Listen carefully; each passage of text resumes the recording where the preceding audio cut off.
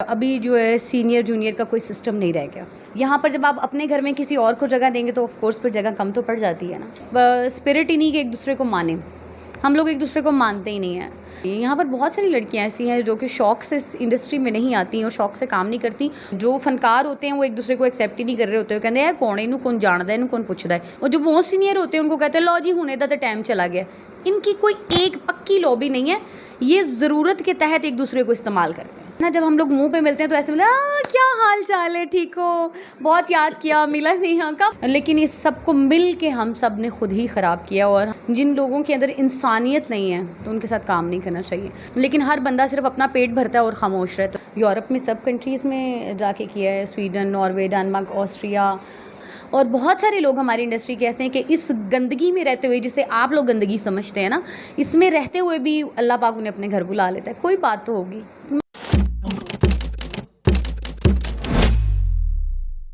अस्सलाम वालेकुम नाज़रीन, मैं हूं खिज़र अब्बास और आप देख रहे हैं इनर पाकिस्तान। मेरे साथ इस वक्त मौजूद हैं हमारे इनर पाकिस्तान की होस्ट और सुपरस्टार अदाकारा आफरीन परी।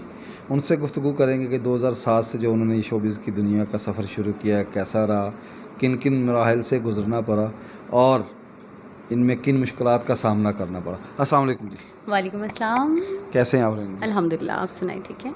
आज मेरे लिए ये बड़ी खुशी की बात है कि मैं आपका इंटरव्यू कर रहा हूँ, क्योंकि आप हमारे चैनल की होस्ट हैं और ख़ास मुलाकात जो कि इस चैनल की शोहरत की वजह बना, उसको आपने रन किया और आजकल मसरूफियात की वजह से आप टाइम नहीं दे रहे, तो मेरे लिए ये बड़ी खुशकिस्मती है। अच्छा, आपने 2007 से आपने ये शोबिज़ का सफ़र शुरू किया, कैसा रहा, किन मराहल से गुज़रे, कैसी मुश्किलात इसमें का सामना करना पड़ा? 2007 से 2021 तक बहुत खूबसूरत सफ़र, अप एंड डाउन्स साथ साथ रहे। बहुत मेहनत भी की, बहुत कुछ सीखा भी और एक अचीवमेंट भी रही मेरी कि अल्लाह पाक ने बहुत जल्द ही मुझे बहुत अच्छा नाम दिया और बहुत अच्छा काम भी दिया।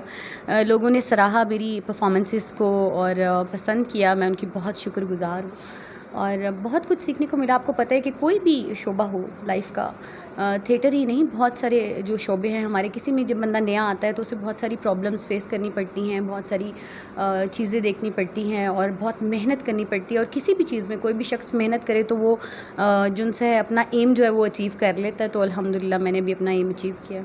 अच्छा आफरीन, आपके एक ड्रामा मैंने देखा था, मैं हो सकता है कि वो किरदार आपने ही किया हो, आपके अलावा शायद किसी अदाकारा ने किया हो। नरगिस के साथ आपने एक गाना किया था जिसमें आपने लड़के का किरदार किया था, वो एक्सपीरियंस कैसा था? क्योंकि उस वक्त नरगिस दूसरी, मैंने लड़की का किया था।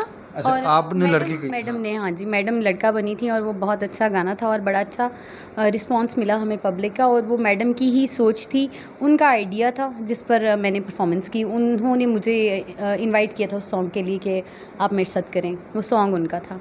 अच्छा आफरीन, आप यहाँ से पश्तो फिल्म की तरफ गई, उर्दू फिल्म की तरफ गई, फिल्म का तजर्बा कैसा रहा? फ़िल्म का भी बहुत अच्छा तजर्बा रहा। जो पश्तो फ़िल्म इंडस्ट्री है उसमें भी बहुत प्यार किया, बहुत मोहब्बत दी और अल्हम्दुलिल्लाह वहाँ पर भी जो है सब लोग बहुत प्यार करते हैं। मैंने कोई 40-42 मूवीज़ की हैं और सभी का बहुत अच्छा रिस्पॉन्स था। बहुत प्यार करने वाले लोग हैं वो भी। तो उर्दू फिल्में आपने क्यों कम की? उर्दू फ़िल्म मैं ये कहूँगी कि आपको पता है अब तो इंडस्ट्री हमारी कराची शिफ्ट हो चुकी है और मैं, आपको पता है, लाहौर में रहती हूँ। एक तो यहाँ से जाना बहुत मुश्किल है, थिएटर को टाइम दे रहे हैं, थिएटर में से टाइम निकाल कर उसको डिवाइड करना थोड़ा सा मुश्किल है। आपको पता है उस टाइम उस जगह पे टाइम देना पड़ता है प्रॉपर, तो वो थोड़ा सा डिफ़िकल्ट था इस वजह से। अच्छा आफरीन, थिएटर की जब आपने इस कदम रखा, उस वक्त जो सुपरस्टार काम कर रही उसमें से खुशबू थी, उस वक्त नरगिस थी मैडम जिनका तोती बोलता था, मेगा थी और उसके बाद दीदार थी। इनके दरमियान रहते हुए अपना आप मनवाना, वो कैसा लगा? बहुत अच्छा लगा और सबके साथ बहुत प्यार रहा, सबने बहुत अच्छा गाइड किया, बहुत मोहब्बत की। और ये कि वो भी अपने सीनियर्स में रहकर जब उन्होंने वो टाइम स्पेंड किया तो एक अचीवमेंट हासिल की, इसी तरह मैंने इनमें रहकर जो है टाइम स्पेंड किया। अच्छा वक्त था, बहुत अच्छा, जो वक्त अभी नहीं है। उन लोगों ने अच्छी गाइडलाइन भी दी और मोहब्बत भी की, प्यार भी किया और कहीं कुछ सख्ती, नरमी, सब कुछ साथ साथ था। लेकिन अभी जो इस वक्त टाइम चल रहा है वो उसमें और इस वक्त में बहुत चेंज है, वो बिल्कुल ऐसा नहीं है। क्योंकि हम अपनी सीनियर्स की इज़्ज़त किया करते थे, बहुत रिस्पेक्ट करते थे और अभी जो है सीनियर जूनियर का कोई सिस्टम नहीं रह गया। तो आपने यहाँ पे ऐसा चल रहा है कि एक जूनियर आती है, वो आके प्रोड्यूसर के साथ या किसी डायरेक्टर के साथ अपने मरासम तय करती है और एक सुपरस्टार को वो अपना एक साइड पे कर देती है। मैं इस बारे में कुछ नहीं कहूँगी। देखिए, हर बंदे का एक पर्सनल फ़ेल होता है, उनकी मर्ज़ी, जो मर्ज़ी करें। मतलब मैं ना तो ऐसी ख़वातीन को जानती हूँ कि जिन्होंने ऐसा किया हो या जो भी है। हम लोग अच्छे स्टार्स के साथ काम करते हैं और वो सभी लोग मेहनत करते हैं। अच्छा, आपने इस फील्ड में आपको आने का शौक़ कैसे पैदा हुआ? अच्छा, मैं बारहा अपने इंटरव्यूज़ में कह चुकी हूँ, शौक़ मुझे बिल्कुल नहीं था। हाँ, ये कि जब इस फ़ील्ड में आ गई तो फिर इसको ही अपना पैशन बना लिया, इसी से मोहब्बत भी की और इसी की जो ऑडियंस थी उसी को अपनी फ़ैमिली भी माना। शौक़ बिल्कुल नहीं था मुझे, ये मैं अचानक ही इस फ़ील्ड में आई। मैंने अपनी एक फ्रेंड थी, मैंने आपको बताया था लास्ट टाइम भी, उनकी सिस्टर यहाँ पर थी तो शोबिज़ से रिलेटेड थी, तो वो अकेडमी जाया करती थी रिहर्सल्स के लिए, मैं उसके साथ चली जाती थी। वहाँ से मुझे ड्रामे की ऑफ़र हो गई और ऑफ़र हुई तो अल्हम्दुलिल्लाह आज तक ड्रामा ही कर रहे हैं।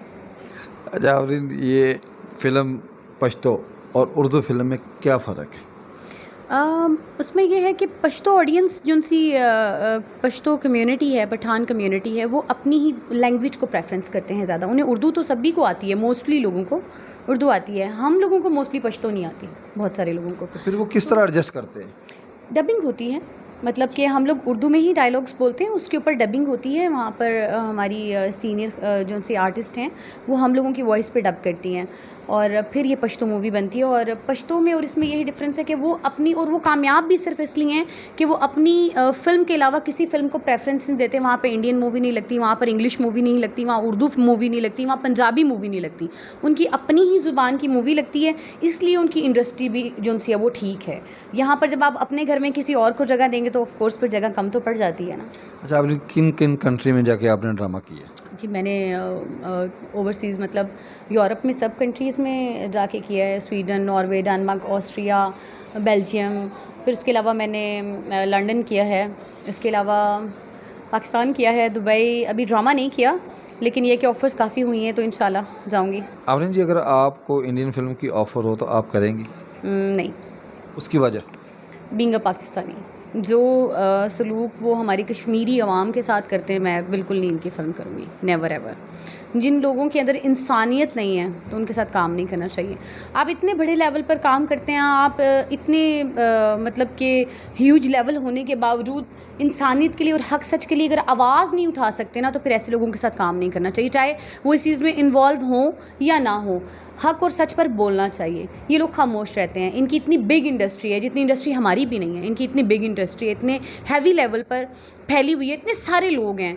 अगर वो हक के लिए बोलें तो मेरे ख्याल कश्मीर के साथ ऐसी इस तरह के सलूक ना हो, लेकिन हर बंदा सिर्फ अपना पेट भरता है और खामोश रहता है, तो मैं इनकी मूवी कभी भी नहीं करूँगी। आफरीन परी अगर आर्टिस्ट ना होती, अदाकारा ना होती तो क्या होती? डेफिनेटली एक हाउसवाइफ होती। अच्छा आफरीन, इस वक्त जो हमारी फील्ड है उसमें फैमिली रूठ गई हुई है, किन को ज़िम्मेदार कहती हैं? सभी को, आर्टिस्टों को भी, इंक्लूडिंग मी, मैं भी एक आर्टिस्ट हूँ। कुछ पब्लिक को भी, डायरेक्टर्स को भी, एक्टर्स को भी, राइटर्स को भी, इन्वेस्टर्स को भी, सभी। देखिए, एक चीज़ नहीं होती, सभी ज़िम्मेदार होते हैं हर चीज़ के। वो दौर भी था कि जस्ट फैमिलीज़ ही आया करती थी। थिएटर जो था वो सिर्फ फैमिली के लिए था, एक हंसी मजाक के लिए था, एंटरटेनमेंट के लिए था। ये एक वाहिद लाइव एंटरटेनमेंट थी जिससे लोग इंजॉय करते थे। देखें, टीवी पे ड्रामा मतलब कि शूटिंग से होता है, रिकॉर्डिंग से होता है, मतलब अवार्ड शोज़ कह लें, प्लस आप वो कह लें मूवीज़ कह लें, सबकी शूटिंग होती है। एक लाइव जो डेली बेसिस पे पब्लिक के लिए था, एक लाफ्टर की जगह थी, एक सुकून की जगह। लेकिन इस सब को मिल के हम सब ने खुद ही ख़राब किया और हम मिलकर ही इसे खुद ही ठीक कर सकते हैं। लेकिन प्रॉब्लम ये है कि एक बंदा अगर करना भी चाहे तो उसे कंपटीशन में दूसरे बंदे के लेवल पे उतरने के लिए मतलब वही सब कुछ करना पड़ता है जो वो कर रहा होता है। आप चाहें भी तो मतलब खुद, मतलब एक बंदा नहीं ठीक कर सकता, इसके लिए सबको ही कोशिश करनी चाहिए। और कोई भी ऐसी चीज़ नहीं है कि जिसे आप करना चाहें और वो ना हो। क्यों आप लोग फ़नकारों का आपस में इत्तेफाक नहीं होता किसी एक पॉइंट पे? जब भी कोई मसला होता है, जब भी कोई प्रॉब्लम आती है तो आधे एक साइड पे जाते हैं, आधे एक साइड पे खड़े हो जाते हैं। यहाँ खैज़र, to be very frank, problem ये है कि मैं सारी बातें अपने आप को भी इंक्लूड करके करती हूँ। मैं ऐसा नहीं करती कि मैं किसी के बारे में बात करूँ। आपने एक जनरल क्वेश्चन किया, उस हवाले से मैं बताऊँगी कि ऐसा होता है कि हम लोगों में सबसे पहले तो ये स्पिरिट ही नहीं कि एक दूसरे को माने। हम लोग एक दूसरे को मानते ही नहीं हैं। एक टाइम होता है सबका, बिल्कुल मतलब मुझे अब ये 14 ईयर है काम करते हुए, तो जो बंदा भी काम कर रहा होता है कंटिन्यू, उसका एक नाम भी बनता है, उसको एक मुकाम भी मिलता है। बहुत सारे लोग होंगे, मेरी जूनियर्स भी हैं, अगर मैं उनको एक्सेप्ट नहीं करूँगी ना, तो मतलब ऐसा नहीं है कि वो स्टार्स नहीं कहलाएंगी, वो स्टार्स ही कहलाएंगी, पब्लिक उनको एक्सेप्ट भी करेगी। हमारे यहाँ प्रॉब्लम ये है, एक दूसरे को एक्सेप्ट नहीं करते, फनकार ही नहीं मानते। वो कहते हैं कि ए कौन है, मतलब ये इसका क्या है, अभी ये अभी कल तो आई थी, इसे कौन जानता है, इसे कौन पूछता है। तो जब एक दूसरे को मानना ही नहीं है तो यूनिटी का तो सवाल ही पैदा नहीं होता। यूनिटी तो वहाँ होती है कि जब आप हर बंदे को एक्सेप्ट करें। ये है कि जिसे अल्लाह इज़्ज़त देता है उसकी इज़्ज़त करनी चाहिए। मेरा ये ख्याल है, मेरा ये मानना है कि जिसे अल्लाह पाक इज़्ज़त दे उसकी इज़्ज़त करनी चाहिए। बहुत सारे लोग आपके इंटरव्यू के थ्रू ये भी कहेंगे कि यार है केड़ा काम है जिधर जी इस इज़्ज़त को ये लोग इज़्ज़त कहती हैं, ये कोई इज़्ज़त है, ये कोई इज़्ज़त वाला काम है। देखें, बात ऐसे है कि बहुत सारे लोग बहुत अच्छे होते हैं, लेकिन कभी आपने ये सोचा है कि बहुत रिच होने के बावजूद भी, बहुत अच्छे होने के बावजूद भी वो कभी हज उम्रे के लिए भी नहीं जा सकते? आपको ये पता क्यों? क्योंकि वो बुलावा वहाँ से होता है, इंसान अपनी मर्ज़ी से नहीं जा सकता। और बहुत सारे लोग हमारी इंडस्ट्री के ऐसे हैं कि इस गंदगी में रहते हुए, जिसे आप लोग गंदगी समझते हैं ना, इसमें रहते हुए भी अल्लाह पाक उन्हें अपने घर बुला लेता है। कोई बात तो होगी, मतलब कोई एक वजह। बहुत सारी चीज़ें आपने ऐसी देखी होंगी कि फ़लाँ बंदा मर गया तो अपनी उस एक आदत की वजह से बख्शा गया। बहुत सारी मिसालें हमारे बड़े हमें सुनाते हैं कि पता नहीं एक औरत एक बिल्ली को ही दूध डालती थी डेली, कि वो एक बेज़ुबान जानवर तो शायद उस वजह से बख्शी गई। तो इसलिए कभी भी किसी के लिए खुद से अंदाज़ा लगा के उसे गलत या सही नहीं कहना चाहिए। ठीक है, जिस चीज़ को आप सही नहीं समझते उसे आप ना देखें, आप उससे दूर रहें, और जिस चीज़ को आप सही समझते हैं उसको अप्रिशिएट भी करें, उसको साथ लेके भी चलें। लेकिन जस्ट तनकीद करना ठीक नहीं होता, उसका कोई हल भी बता देना चाहिए। यहाँ पर बहुत सारी लड़कियाँ ऐसी हैं जो कि शौक़ से इस इंडस्ट्री में नहीं आती और शौक़ से काम नहीं करती, और जो लोग शौक़ से करती हैं वो लोग कुछ नेगेटिविटी किए बगैर भी अपना सिर्फ काम भी करती हैं। मतलब दोनों चीज़ें हैं। तो हर एक का अपना शोबा होता है, ये हमारा अपना प्रोफेशन है। स्टेज हमें पसंद है, हम लाइक भी करते हैं, अपने काम में मेहनत भी करते हैं, अपना 100% देते हैं। तो यूनिटी हमारी तब होगी जब हम एक दूसरे को एक्सेप्ट करेंगे, मतलब एक दूसरे को मानेंगे। मैं जूनियर्स को, जो मेरी जूनियर्स अब जिनका वक्त बन रहा है, जो आने वाले वक्त की स्टार्स हैं, जब मैं उस लेवल पे हूँ तो मैं उनको भी उस लेवल पे समझूँ और उनको अपने साथ जगह दूँ, उनको अपने साथ उतनी मोहब्बत, उतना प्यार और अपनी सीनियरिटी के ज़रिए उन्हें गाइडलाइन दूँ।